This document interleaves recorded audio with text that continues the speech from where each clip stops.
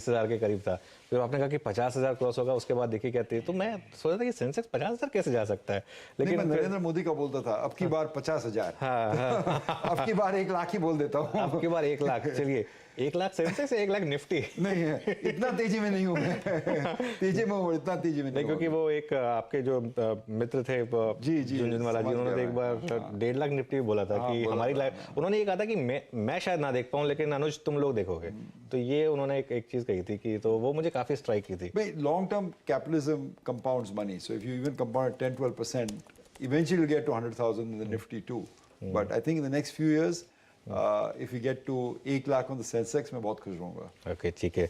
अच्छा, दमानी जी ने काफ़ी एक ज़बरदस्त शेयर्स आइडेंटिफाई किए हैं, इनकी जो बहुत बड़ी बड़ी बेट्स हैं जिनमें काफ़ी मल्टी बैगर्स रहे हैं, वो एक जो स्क्रीन पे भी आएंगे, इन्फोसिस में इन्होंने ज़बरदस्त पैसा कमाया था, CMC जो बाद में शायद TCS के साथ मर्ज हो गई थी, उसमें ज़बरदस्त इन्होंने पैसा कमाया था। इन्फोसिस में तो 500 गुना रिटर्न मिला था इनको, CMC में ज़बरदस्त रिटर्न मिला था। एक मैकडॉवेल आपने बहुत जल्दी आइडेंटिफाई किया था, उसमें तो आपकी एक रिग्रेट भी रही थी कि आप सबसे पहले आपने आइडेंटिफाई किया था, लेकिन शायद आप उतनी बड़ी साइजेबल बेट नहीं ले पाए जो आपको लेनी चाहिए थी। तो यहाँ से आपके जो आपको सुन रहे हैं, अगर आप एक चीज़ों को आइडेंटिफाई कर रहे हैं तो आपका एक गुरु मंत्र क्या होगा? यहाँ से रिटेल इन्वेस्टर को किस तरीके की कंपनीज में लगाना चाहिए, किस तरीके का बेट साइज लेना चाहिए? अनुज जी, कपल ऑफ पॉइंट्स। फर्स्ट, आपने बताया जो मैंने शेयर लिए, और मैं भी शायद आज चर्चा करूंगा शेयरों के बारे में, but as a disclosure I want to say that I buy and sell even what I, जो मैं टीवी में बोल रहा हूँ, I could buy and sell that. So you know, please don't, these are not recommendations, these are just illustrative ideas. Please, I'm being very careful, so you know, do your own due diligence about that.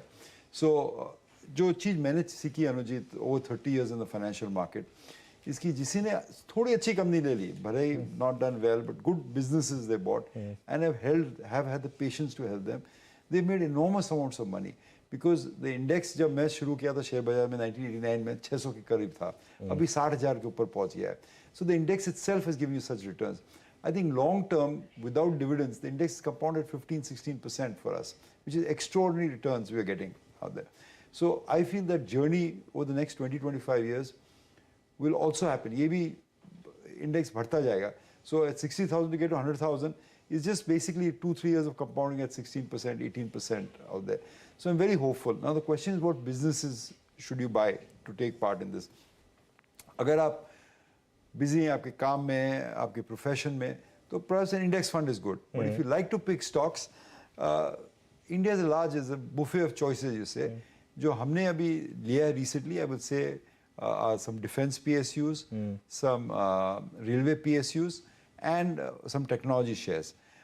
Defense and rail has done well, so we bought and sold them. So I'm being very clear that I've not bought all of them. I bought and sold some of them, but they offer very good opportunities to people. ये क्या एक PSU क्षेत्र था, एकदम neglected था, कोई firm मुझे देखना ही था, and yet these companies were available with single-digit PEs, 6-7% yield, and जो order book थी, visibility was for 5-10 years time. So that made for good economic sense to me. And जो point I think market ने नहीं समझा कि government is very interested in capital expenditure. How do they do this capital expenditure? They will do this through some of these listed PSUs. All right. So that gives us a great opportunity, great visibility in these companies. ठीक है, मैं इन दोनों spaces पर आपसे बात करना चाहता था दमानी जी, लेकिन उससे पहले मुझे एक इंटरेस्टिंग बात करनी है आपसे।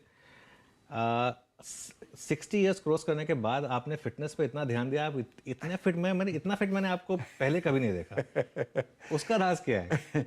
नहीं, I think generally, Anuj, after you age, you start to eat less. I think just the appetite shrinks after that. I've had a couple of health scares in the last few years, so I've tried to be a bit more careful. And I'm lucky. What can I say? नहीं, भगवान आपको लंबी उम्र दे और आप हमसे सीधे से बात करते रहें।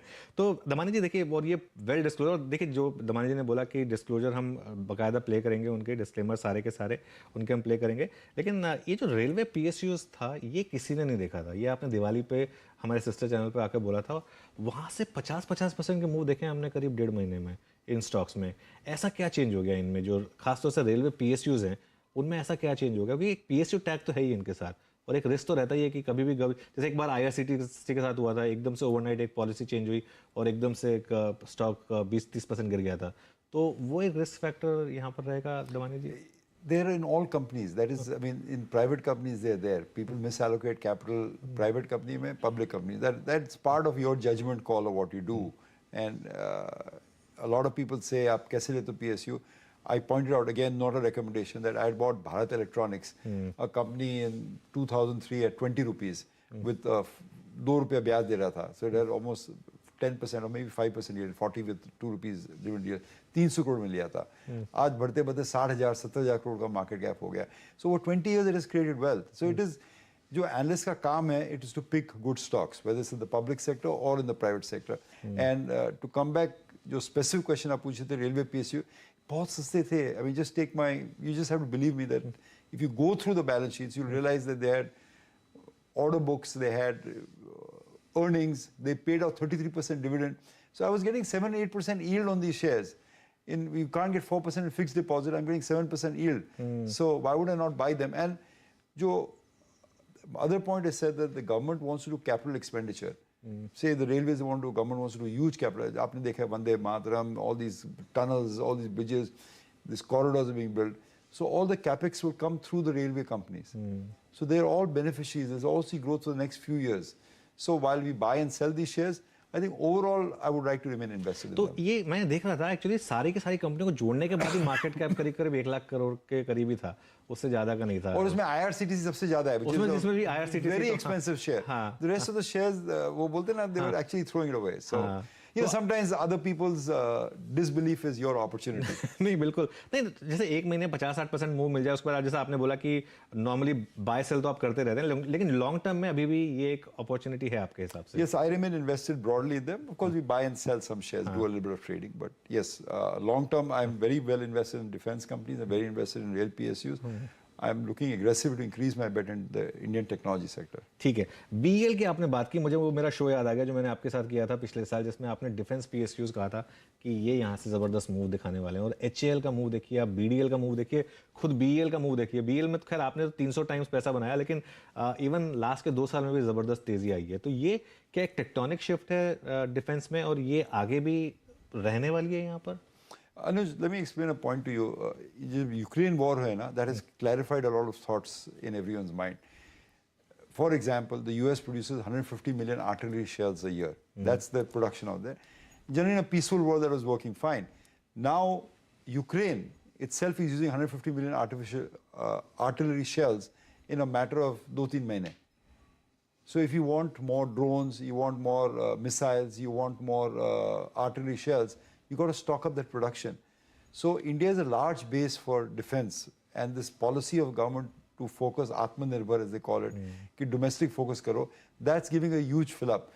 Now India needs ships, it needs tanks, it needs missiles, it needs rifles, it needs so many things in defense. So jo bhi ho economy may grow at 6% or 8%. Orders will keep flowing for this company because no government can ignore the defense. So I think they will do well from here. Some of them had a very good run-up. So I'm not saying you buy all of them at this point. You wait or you pick your spots. But I can still find good value in the a stock that you mentioned, Hindustan Aeronautics, which I also own at this time. It's a monopoly business. There's no one else in India who can produce airplanes, helicopters, service them as Hindustan Aeronautics does. And I think COVID के lows इसका भाव 600-700 रुपया था. बिल्कुल. It was that cheap at that time. Company just declared 20 rupee interim dividend. So why would you not buy? और कहीं value दिख रही है सर आपको इस समय इस मार्केट में, PSU या non PSU? There are a lot of, I think, जो हम लोग करते हैं, जो bottom up stock picking करते हैं, even in this lofty level, census का 60-65 हजार के level पे, we are finding value. There are good companies, even in the private sector, they're trading at 5 multiple, 7 multiple. Because जो market का is sometimes going to new age economy, sometimes going through some other sector it likes. But I think if you're bottom up stock picking, you're finding good values with good dividend yields. So unfortunately I can't mention names, but with a lot of conviction I'm telling you that even in the private sector, I'm finding a lot of companies that's trading at single digit multiples with 3-4% yield built into them. And businesses which I'm ready to hold for 3-4 years, specialty chemicals to give you an example. बिल्कुल. और थोड़ी सी वो research आपको भी करनी होगी. देखिए एक जैसे मैं कई टाइम से कह रहा हूँ कि सिर्फ एक टिप कल्चर से बाहर निकल कर थोड़ी रिसर्च करके और थोड़ा स्टॉक्स में इन्वेस्ट करिए लंबी अवधि के लिए। दमानी जी, मैं आपसे एक दो सवाल पूछना चाहता हूँ। मुझे पता है कि आपको थोड़ा सा समय की कमी है, लेकिन मुझे आपसे आईटी पर एक आपका व्यू चाहिए, क्योंकि पिछले आपने आईटी में, जैसे इन्फोसिस में आपने 500 गुना पैसा बनाया, सीएमसी में आपने ज़बरदस्त पैसा बनाया। अब ठीक है, वो उतना पैसा तो अब नहीं बनेगा, लेकिन हम लोग ये सवाल कर रहे हैं कि ये जो पिछले 1 साल में हुआ है, ये क्या हुआ एग्जैक्टली आईटी कंपनीज के साथ? जो इतनी ज़बरदस्त बुल मार्केट चल रही थी, इतना उसको कैसे धक्का लगा और एकदम से जो 40-40, 50-50% स्टॉक गिर गए, लार्ज कैप आईटी स्टॉक गिर गए अपने पीक से, उसका कारण क्या था और यहाँ पर क्या करें अब? I think, Anuj, I feel that English में कहावत है that you throw the baby out with the bath water. तो आपको थोड़ा ग्लोबल पैनिक लगा तो आपने आईटी भेज दिया. Actually, I think Indian IT will do well for two reasons. I will tell you. कि suppose you're doing cost cutting in America because the economy is going through pressure, तो you will outsource to India in order to get cheaper IT done. और जो Covid ने हमें सिखाया एक चीज कि we need to digitize the world. You know, everything has to be contactless delivery or, you know, e-commerce, all of which can be done in India only. So suppose you're a big bank in America or a big retailer in America who wants 5,000 people on a project. दुनिया में आपको कहीं नहीं मिलेगा 5,000 people. You have to come to India to do that. So I think it'll do well. So I think market is making a mistake. I think they're treating this as defensive stocks or as stocks that will slow down growth. Maybe it'll slow down for 6 महीने साल भर. But जो long term trajectory है इनकी, I think it remains intact, and I would be a buyer of technology companies at this point.